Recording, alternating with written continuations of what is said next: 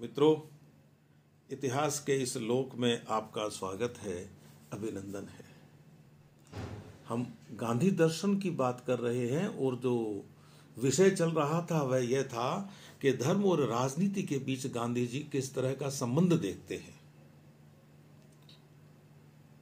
धर्म और राजनीति के बीच में क्या रिश्ता है और गांधी जी इसे किस रूप में देखते हैं, यह जानने के लिए जरूरी है कि धर्म के प्रति गांधी जी का दृष्टिकोण क्या है और राजनीति के प्रति गांधी जी का दृष्टिकोण क्या है।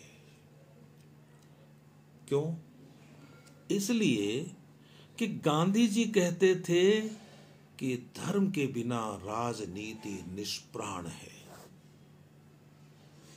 और हम हमारे आदरणीय नेताओं से यही सुनते आ रहे हैं कि धर्म का राजनीति में दखल नहीं होना चाहिए। धर्म का यदि राजनीति में दखल होगा तो राजनीति दूषित होगी। और गांधी जी कह रहे हैं कि धर्म के बिना राजनीति है ही नहीं। इस बात को समझने के लिए पहले यह जानना जरूरी है कि गांधी जी की नजर में धर्म क्या है और गांधी जी की नजर में राजनीति क्या है। तो गांधी जी की नजर में धर्म क्या है, विगत अंकों में हमने यही बात की है। हमने देखा कि गांधी जी की नजर में धर्म नैतिक नियम है।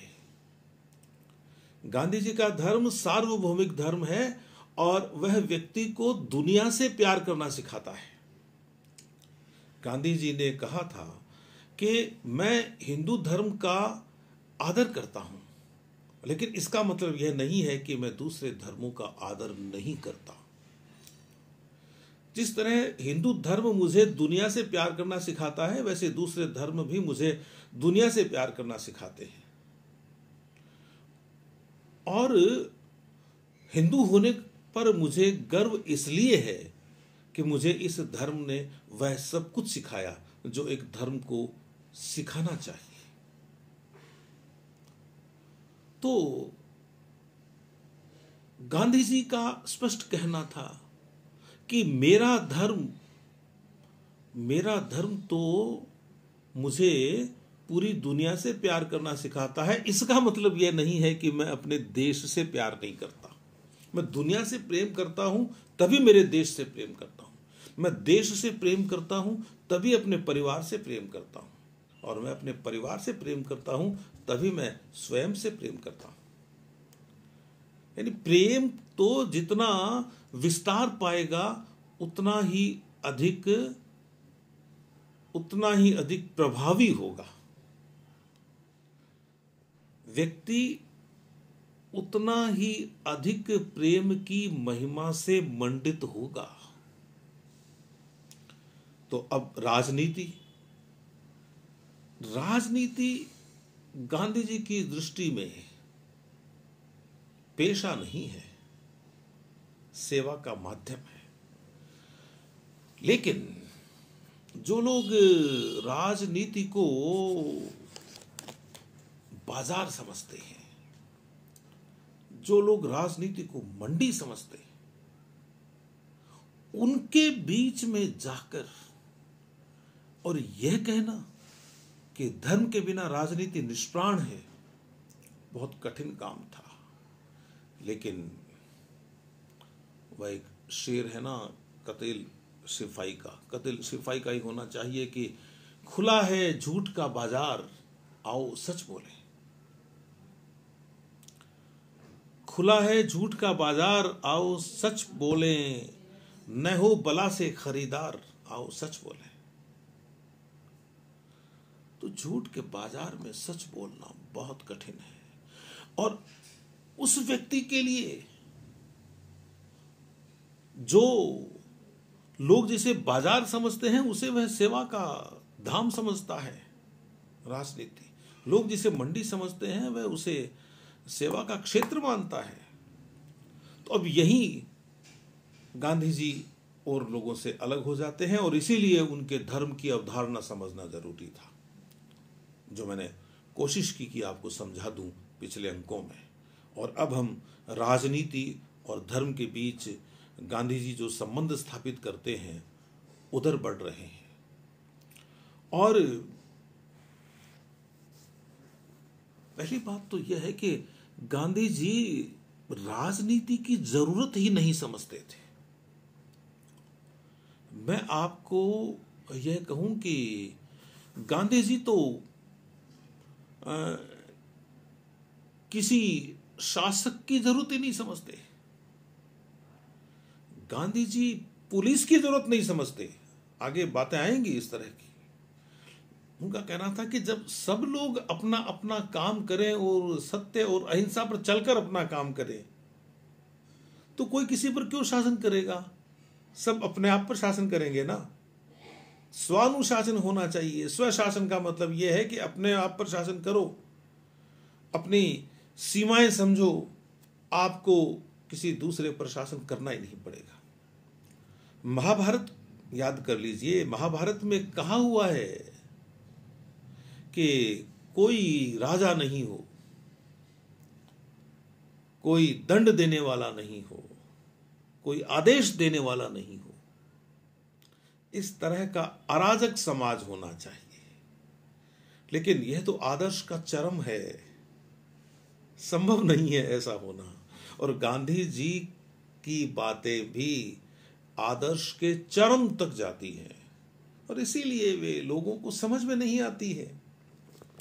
गांधी जी ने कहा कि भाई मैं ब्रिटेन का विरोधी नहीं हूं और मैं तो समय समय पर उनका सहयोग भी करना चाहता हूं और मैंने सहयोग किया भी है। उन्होंने कहा कि 3 बार तो मैंने अपनी जान संकट में डाली है अंग्रेजों के लिए। बोर युद्ध में डाली है, नेटाल में डाली है, और उसके बाद में दिल्ली में जो युद्ध सम्मेलन आयोजित हुआ उसमें डाली है। मैं तो मरने के लिए तत्पर था अंग्रेजों की सेवा में। अब इसकी वजह क्या है? वे कहते थे मैं ब्रिटेन का विरोधी हुई नहीं। तो फिर आप ब्रिटेन के अधीन क्यों हैं? है ना बड़ा सवाल।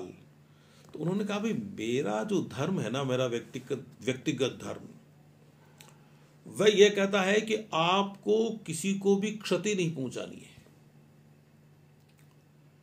मेरा धर्म मुझे यह सिखाता है कि पूरी दुनिया से प्रेम करो, और मैं दुनिया से प्रेम करता हूं तो फिर मैं अंग्रेजों से प्रेम नहीं करूं, यह कैसे हो सकता है?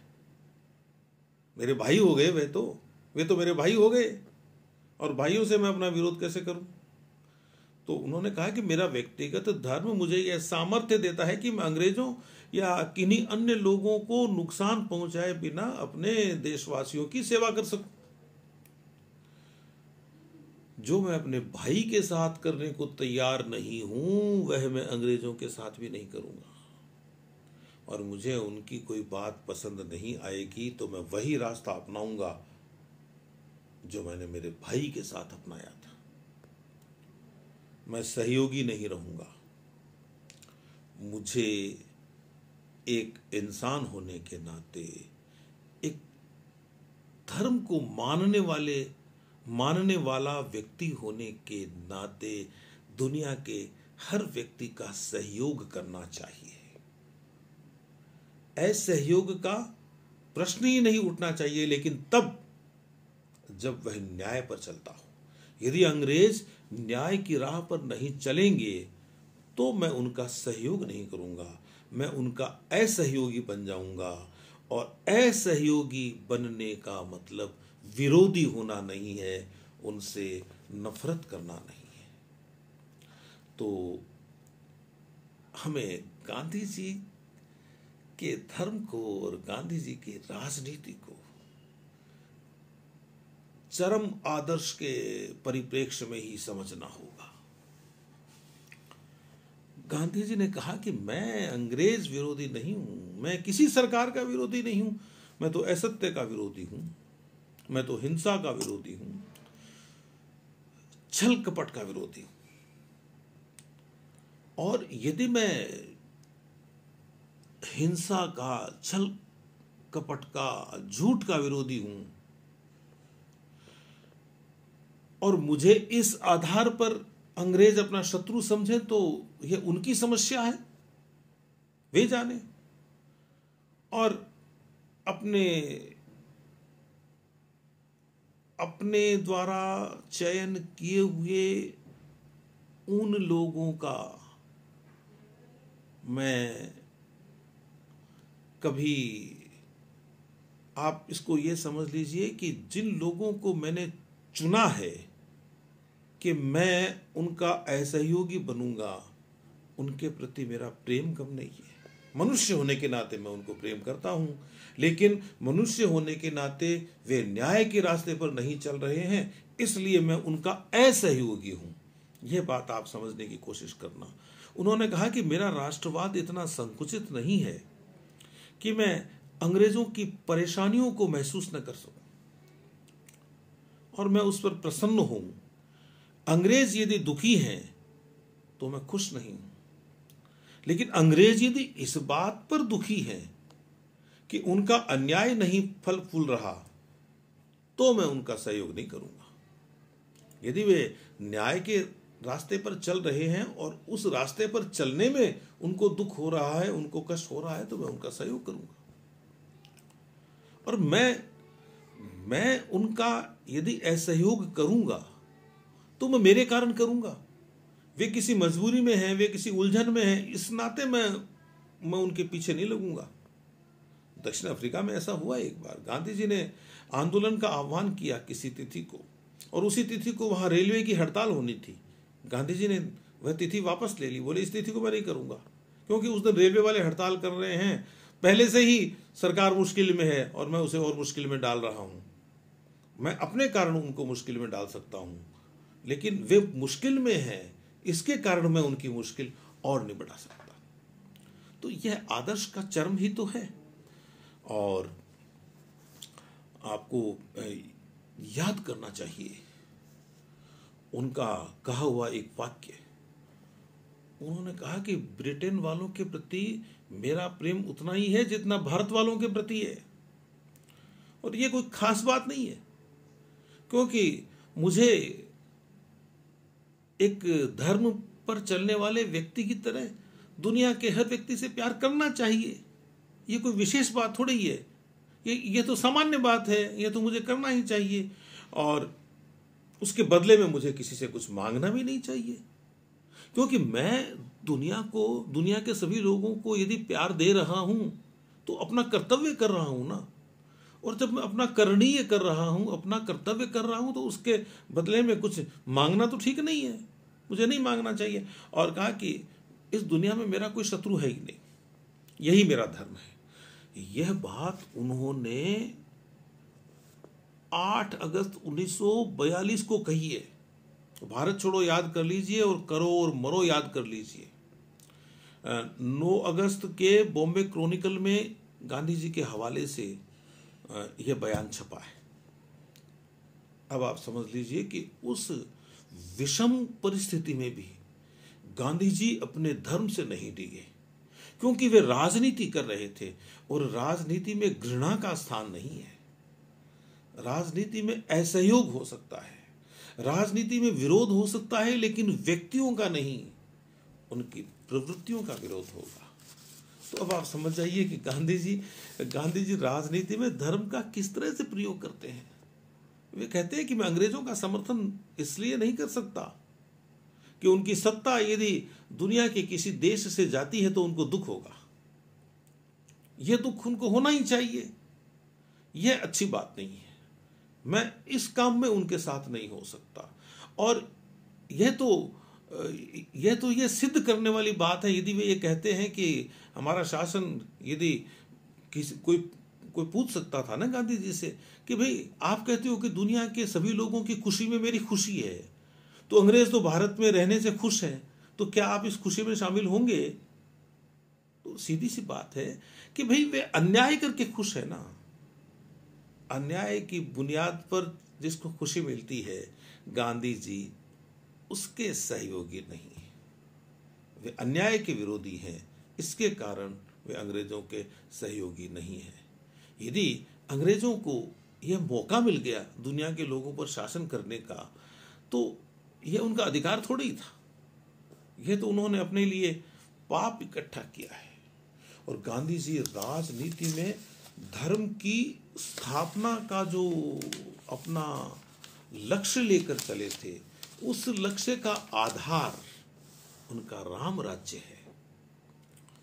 भाई, राम का शब्द तो गांधी जी ने बचपन से ही आत्मसात कर लिया था। छोटी उम्र में वे डरते थे, तो उनकी धाय माँ ने उनसे कहा कि तू मोहन रात को डरता है, उठकर बैठ जाता है, क्यों डरता है? तेरे साथ तो राम है, राम का नाम लिया कर। और गांधी जी ने वही राम का नाम अपने जीवन के साथ जोड़ लिया और वह 30 जनवरी 1948 तक उनके साथ रहा। उनका राम वह राम नहीं है जिसकी हम पूजा करते हैं। उनका राम तो वह राम है जिसे लोग ईश्वर कहते हैं, जिसे लोग सत्य कहते हैं। उन्होंने कहा कि राम राज्य से मेरा अभिप्राय हिंदू राज कायम हो जाना नहीं है। राम राज्य से मेरा अभिप्राय तो दैवी राज्य से है, ईश्वर के राज्य से है। मेरी दृष्टि में राम और रहीम एक हैं। उन्होंने कहा कि मेरी कल्पना का जो राम है वह भले ही इस पृथ्वी पर रहा हो या न रहा हो, राम राज्य का प्राचीन आदर्श एक सच्चा लोकतंत्र दे सकता है, क्योंकि जिसमें छोटे से छोटे नागरिक को भी, गरीब से गरीब नागरिक को भी, और बिना किसी लंबी चौड़ी और खर्चीली प्रक्रिया के न्याय मिल सकता है। पंक्ति के आखिर में खड़े व्यक्ति को सही समय पर न्याय मिल जाए, और इससे भी आगे जो व्यक्ति पंक्ति में आकर खड़े होने का महत्व नहीं समझता, जिसमें इतना बोध नहीं है कि अपने दुखों को कम करने के लिए वह किसी पंक्ति में जाकर खड़ा हो जाए, उसका भी क्या पता नंबर आ ही जाए। जिसको यह बोध नहीं है और वह दुखी है, उसके दुख को दूर जिस राज्य में किया जाता है वह राम राज्य है। वे कहते हैं गांधी जी कि कवि तो यह कहता है कि राम राज्य में एक कुत्ते तक को न्याय मिला था, तो हम तो मनुष्यों की बात कर रहे हैं।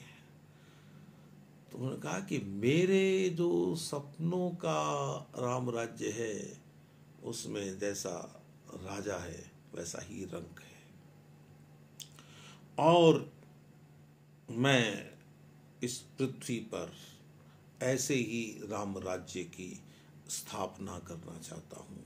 मेरे सपनों की स्वाधीनता का अर्थ है राम राज्य की स्थापना, ईश्वर की स्थापना इस जमीन पर, इस धरती पर, इस वसुधा पर। अब आप बताइए कि जो व्यक्ति आदर्श की इतनी ऊंचाई पर जाकर बात करता हो और उस आदमी की बातों को यदि कोई नहीं समझेगा तो वह यही कहेगा न कि गांधी जी की बातें व्यवहार से परे हैं। लेकिन यदि हम किसी आदर्श को लेकर नहीं चलेंगे, हमारे सामने कोई परिपूर्ण चित्र न होगा राजनीति का, तो फिर हम अधूरा चित्र भी नहीं बना सकेंगे। अधूरा चित्र बना लेंगे तो भी हमारे मन में, तो भी हम यह तय करेंगे कि हमें परिपूर्ण चित्र बनाना है। आदर्श की दिशा में हम थोड़े आगे बढ़ेंगे तो हम यह कोशिश करेंगे कि थोड़े और आगे बढ़ें। इसीलिए मैंने अभी आपको जो बात कही थी कि मेरे सपने के राम राज्य में राजा और रंक दोनों के अधिकार समान होने चाहिए, यह बात अमृत बाजार पत्रिका में छपी थी। कलकत्ता की अमृत बाजार पत्रिका 2 अगस्त 1934 को। तो गांधी जी की जब मैं बात करूं तो ऐसा नहीं है कि मैं कोई प्रवचन देने की स्थिति में आ जाता हूं। मैं भी एक आम व्यक्ति की तरह अनेक बार यह महसूस करता हूं कि गांधी जी के आदर्श तक नहीं जाया जा सकता, संभव ही नहीं है। लेकिन फिर मुझे गांधी जी की वह बात याद आ जाती है कि आदर्श को पाना और न पाना तो बाद की बात है, आदर्श की राह पर चलना तो प्रारंभ कीजिए, और प्रारंभ कर दे तो फिर चलते रहें। तो आज की मुलाकात इतनी, फिर मिलेंगे धर्म और राजनीति के संबंध में गांधी जी और क्या क्या सोचते हैं और क्या क्या कहते हैं, यह मैं आपको अगले अंक में बताऊंगा। तब तक के लिए अनुमति दीजिए। नमस्कार।